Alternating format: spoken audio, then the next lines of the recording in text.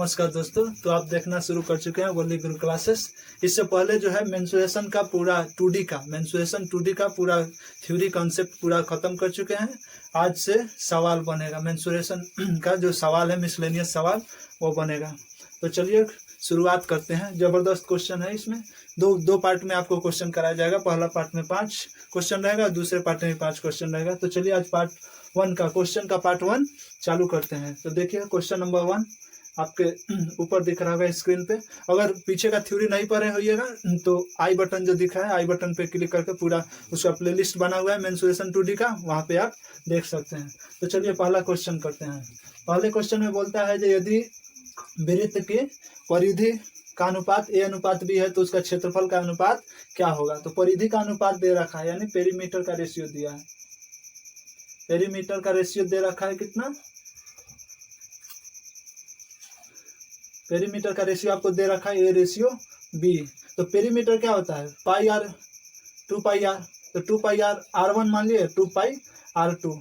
यहाँ पे 2 पाई तो दोनों तरफ फिक्स है, तो इसका कोई दिक्कत नहीं है। ये भी जितना होगा उतना यही भी होगा। लेकिन r1 और r2 से जो है हमारा रेशियो वेरी किया है a और b। तो r1 और r2 का रेशियो है a रेशियो b यहाँ से। तो अगर हम क्षेत्रफल का रेशियो निकालते हैं, एरिया रेशियो ऑफ एरिया अगर निकालते हैं, तो एरिया इसके क्षेत्र परिधि पे डिपेंड, यहाँ पे त्रिज्या पे डिपेंड करेगा। तो इसका पाई तो फिक्स रहेगा, r1 का स्क्वायर, और दूसरा का पाई r2 का स्क्वायर होगा।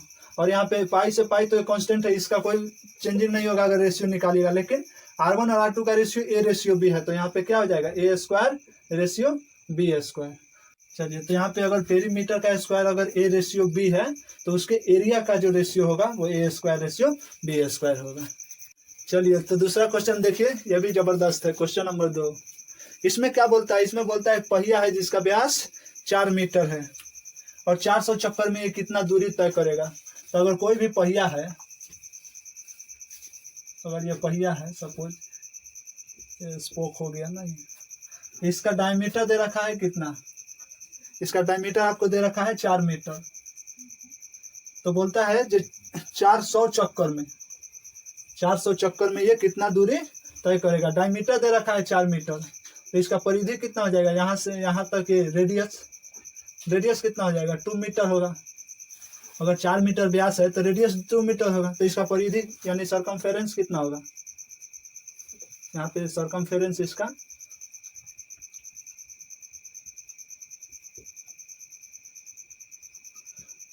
2 पाई आर, यानी 2 पाई, और आर कितना होगा 2, यानी ये हो गया 4 पाई मीटर।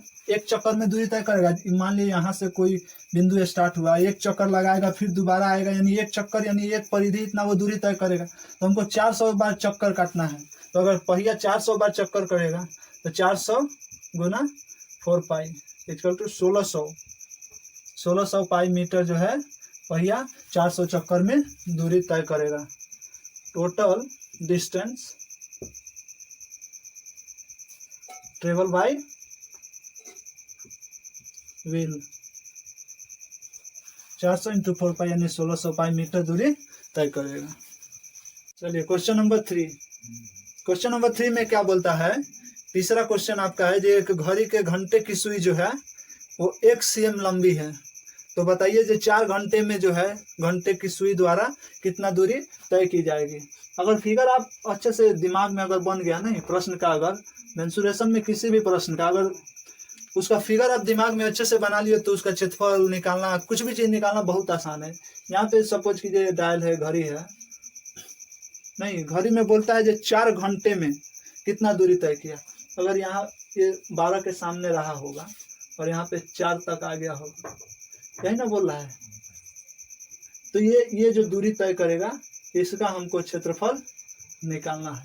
ये जो घंटे की सुई जो चलते चलते ये दूरी तय करेगी, इसी का क्षेत्रफल निकालना है। तो ये तो सेंटर हुआ, और दे रखा है जो 1 cm जो है घड़ी की घंटे की सुई की लंबाई है, और ये 4 घंटे में कितनी दूरी तय करती है। तो 12 घंटे में हमको मालूम है जो 12 आवर में कितना दूरी तय करती है, 12 आवर में कितना 360 डिग्री जाती है, एंगल बना देती है। तो अगर 1 आवर की बात करें तो 360 बटा 12 कितना 30 डिग्री का एंगल बनाती है। तो अगर 4 घंटा तय कर रहा है तो 4 घंटे में कितने का बनाएगी? 4 आवर में अगर चलती है तो 30 × 4 यानी 120 डिग्री। यानी घंटे की सुई 4 घंटे में ये कोण आपको मिल गया 120 डिग्री। अगर ये 120 डिग्री बनाती है तो आप त्रिज्यखंड का क्षेत्रफल निकालना जानते हैं। Area of sector, area of sector कितना होता है? पाई आर स्क्वायर थीटा बटा 360, यानी पाई की जगह पाई, आर कितना है? 1 दे रखा है, 1 का स्क्वायर, थीटा कितना है आपको? 120 डिग्री, और 360 तो है 0 0 12 तिहाई 36, यानी पाई/3 एरिया है, यानी पाई/3 1 cm का है, इसलिए पाई/3 cm स्क्वायर। तो उम्मीद करता है ये प्रश्न आपको समझ में आ गया होगा। चलिए क्वेश्चन नंबर 4, नहीं ये वृत्तखंड के ऊपर क्वेश्चन है, देख रहा होगा आपको क्वेश्चन। बोल रहा है जो वृत्त का जो है जीवा, एक वृत्त की जीवा जो है वो 5√2 cm है, और इसका जो रेडियस है यानी त्रिज्या जो है, ये त्रिज्या आपका जो है 5 cm है।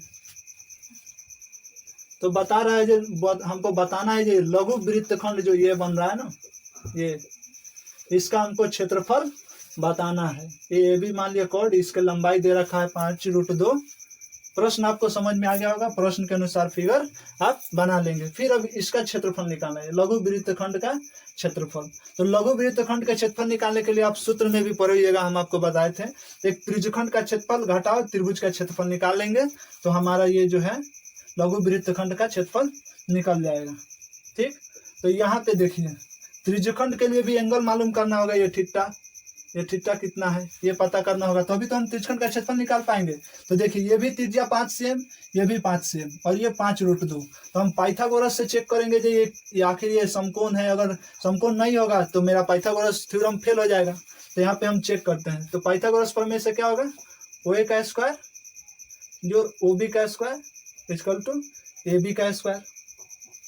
तो यहाँ पे OA कितना है? 5 जो OB 5 बराबर AB स्क्वायर अभी निकालेंगे नहीं। अगर 5√2 अगर AB स्क्वायर AB आ गया, इसका मतलब जो है हमारा सही है, जहाँ ये 90 डिग्री का कोण होगा। 5 का स्क्वायर कितना होगा? 25 जोड़ 25 यानी 50 ये बराबर AB स्क्वायर।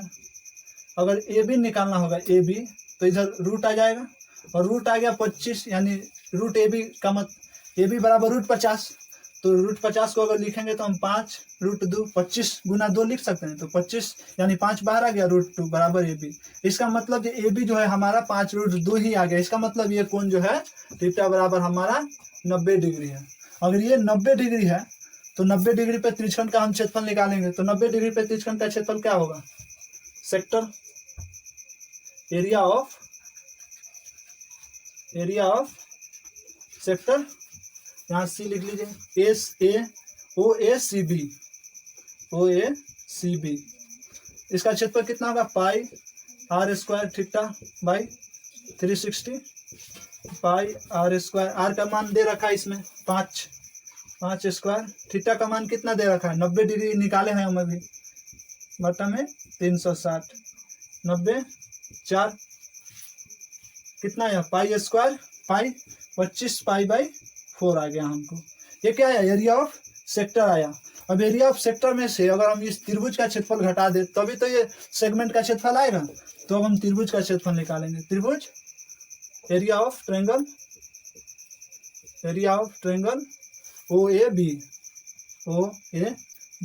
अगर दो भुजा दे रखा हो और बीच का कोण दे रखा हो तो हम त्रिभुज का क्षेत्रफल कैसे निकालते हैं? 1/2 AB sin थीटा, यानी OA × OB sin 90 degree theta दे रखा है, sin 91 यानी 1/2 × 5 × 5। sin 90 का मान 1 का मतलब कुछ है ही नहीं, 25/2।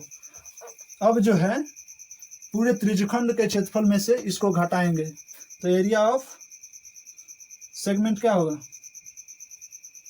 एरिया ऑफ सेगमेंट यानी वृत्तखंड का क्षेत्रफल कितना होगा? ये एरिया ऑफ सेक्टर। अब यहाँ लिख देते हैं area of sector minus area of triangle. तो यहाँ पे एरिया ऑफ सेक्टर कितना है 25 पाई बाई 4 माइनस 25/2। अब एलसीएम लेंगे 4, 25 पाई माइनस 50। इसको अगर हम तोड़ते हैं, इसमें से हम 25 कॉमन लेते हैं, 25, 4 तो नीचे है, इसको कॉमन लेते हैं, तो ये क्या होगा पाई माइनस 2। यहाँ पाई माइनस 2 को भी हम अगर तोड़ दें, 25/4 इंटू पाई का मान कितना हो गया 22/7 माइनस 2। इसको सॉल्व करेंगे 25/4 गुना 22 में से 14 गया 8/7, 4 दूना 8 यानी 50/7 cm²। तो उम्मीद करते हैं कि आप एरिया निकालना जो है वृत्तखंड का अच्छे से समझ पाए होंगे। थोड़ा सा आगे कैलकुलेशन है कुछ, ये सब ये मेन लाइन है, ये अगर समझ गए उसके बाद तो इसका मान रखना था, दोनों को मान रख के सॉल्व किया और आंसर पाया 50/7 cm²। चलिए उम्मीद करते हैं अच्छा से समझ में आ गया होगा। चलिए आज का जो है आखिरी क्वेश्चन नंबर 5। लेकिन हाँ देखिएगा लगेगा जहाँ जबरदस्त क्वेश्चन है। क्वेश्चन नंबर 5 देखिए, क्वेश्चन में फिगर दे रखा है, पहले फिगर बनाते हैं फिर उसके अनुसार हम लोग क्वेश्चन को समझेंगे। ये वृत्त दे रखा है, यहाँ पे 2 व्यास है जो एक दूसरे को 90 डिग्री पे काटता है, और इससे इसको मिलाते हुए कॉर्ड खींचा है और एक इसको मिलाते हुए कॉर्ड खींचा। ये केंद्र ओ दे रखा है, ओ दे रखा है यहाँ पे केंद्र, और ए बी और ये सी डी दे रखा है। यहाँ पे भी एक वृत्त बना रखा है, और ये शेडेड रीजन पूछ रहा है, एरिया ऑफ शेडेड रीजन, जो ये रंगीन भाग है इसका क्षेत्रफल हमसे पूछा जा रहा है, जिसमें ये छोटा वाला वृत्त भी इंक्लूडेड है। और हमको प्रश्न से सिर्फ ओ ए इक्वल टू 7 cm दे रखा है। ठीक, ओ ए यहाँ पे ओ है और ए, यानी ये बड़े वाले वृत्त की त्रिज्या हमको दे रखा है 7 cm। ठीक, ये हमको दे रखा है 7 cm, ये एक दूसरे पे लंबवत है। ये अगर 7 cm है तो ये भी 7 cm होगा, इसका व्यास 14 होगा, ये भी 7 cm होगा। नहीं, अगर ये 7 cm तो ये 7, ये भी 7, और इसका जो व्यास होगा ये छोटे वाले वृत्त का भी, ये भी 7 cm होगा। इसका त्रिज्या कितना होगा 7/2 cm। तो हमको बताना है ये शेडेड रीजन जो भी रंगे हुए हैं इसका क्षेत्रफल हमको बताना है। तो ये देखिए इस सेक्शन में आइए, ए बी डी में, नहीं ए बी डी जो अर्धवृत्त है उसमें से हम ए डी बी का क्षेत्रफल अगर हटा दें तो ये शेडेड रीजन का क्षेत्रफल निकल जाएगा। तो हम निकाल लेते हैं अर्धवृत्त का क्षेत्रफल। तो अर्धवृत्त का क्षेत्रफल, अर्धवृत्त यानी semi circle A B D, यहाँ पे कोई बिंदु नामकरण दे देते हैं ताकि आपको समझने में आसानी हो, क्योंकि अगर त्रिभुज भी देंगे तो फिर वही रहेगा। F G, semi circle A B F D G, area of semi circle, area of semi circle A B F D G, A B F D G, इसका क्षेत्रफल। तो इसका कितना होगा क्षेत्रफल, सेमी सर्किल है तो कितना होगा πr²/2, यानी पाई आर का मान दे रखा है 7, 7 गुना 7/2। और देखते हैं बराबर, नीचे लिखते हैं आप, पाई का मान रख देते हैं 22/7 गुना 7 गुना 7/2। 7 से 7 काट दिए, 2 से 11, कितना है 77 cm दे रखा है ना, 77 cm²। यानी ये पूरा रीजन का, ये इधर से ये हाफ जो सेमी सर्किल है इससे पूरा का रीजन का क्षेत्रफल हमको आ गया 77 cm²। अगर ये पूरा अर्धवृत्त का है तो अगर हम अर्धवृत्त में से ये त्रिभुज जो बन रहा है ए बी डी, इसका क्षेत्रफल घटा दें तो हमारा ये शेडेड रीजन का क्षेत्रफल निकल जाएगा। तो अब एरिया ऑफ निकालते हैं हम किसका, area of triangle A B D का, area of triangle A B D, A B D. यहाँ पे देखिए ए बी डी के लिए बेस देखिए 7 है, ये 7 कितना होगा इसका, ए बी बेस है, ए बी बराबर 14 दे रहा, और हाइट क्योंकि ये 90 डिग्री पर है तो 90 डिग्री से ये हाइट ही होगा। तो सेमी सर्किल पे अगर कोई भी अगर ज्योमेट्री के अनुसार सेमी सर्किल के व्यास द्वारा है यानी डायमीटर द्वारा इस पे बना भी कोण 90 डिग्री होता है, यानी ये जो है परपेंडिकुलर होगा, ये पूरा लंबवत। तो लंबवत ही ऊंचाई होता है, तो यहाँ पे OD बराबर कितना होगा 7 cm। तो इसका क्षेत्रफल हम निकालेंगे कितना, एरिया ऑफ ट्रायंगल ABD बराबर कितना होगा, ये गिवन है, ये गिवन है, चाहे हम देख रहे हैं निकाल रहे हैं। तो यहाँ पे एरिया कितना आ जाएगा 1/2 base AB into height OD, that means 1/2 14 into 7 equal to 49 cm²। इसका 49 cm² आ गया। तो इस रीजन अभी इसको नहीं निकालते हैं, इसका भी क्षेत्रफल निकाल दिए पूरे, इसका भी, अब इसका क्षेत्रफल निकालते हैं। Area of circle, small circle मानिए यहाँ पे G तो HI मान लेते हैं, OICH का एरिया ऑफ सर्कल OICH। इसका क्या होगा, R बराबर इसका कितना है 7/2 है, तो इसका एरिया कितना होगा 7 πr², इसका मतलब 22/7 गुना R² यानी 7/2 गुना 7/2, 7 से 7, 2 से 11, ये कितना है इसका 77/2। ठीक, अब हमको शेडेड रीजन का एरिया निकालना है। सबका क्षेत्रफल हम निकाल चुके हैं, अब एरिया ऑफ शेडेड रीजन का निकालना है। एरिया ऑफ शेडेड रीजन के लिए क्या होगा, हम इसका area of shaded region equal to क्या होगा, एरिया ऑफ सेमी सर्किल कौन सा, AB FDG, area of semi circle FDG minus area of triangle